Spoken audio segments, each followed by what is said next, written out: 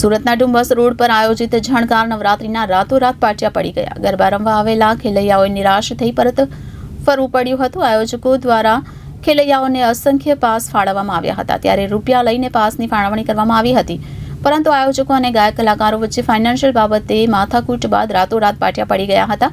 9 દિવસના advance pass મેળવેલા ખેલૈયાઓના પૈસા ફસાયા હોવાની પણ ચર્ચા હાલ ઉઠી રહી છે। સુરતના ડુમ્બસ રોડ પર આયોજિત ઝણકાર નવરાત્રીના રાતોરાત પાટિયા પડી ગયા। ગરબા રમવા માટે આવેલા ખેલૈયાઓએ નિરાશ થઈને પરત ફરવું પડ્યું હતું। આયોજકો દ્વારા ખેલૈયાઓને ફાળવવામાં આવ્યા હતા અસંખ્ય પાસ અને રૂપિયા લઈ પાસની ફાળવણી કરવામાં આવી હતી, ત્યારે આયોજકો અને ગાયક કલાકારો વચ્ચે ફાઇનાન્શિયલ બાબતે માથાકૂટ બાદ રાતોરાત પાટિયા પડી ગયા હતા।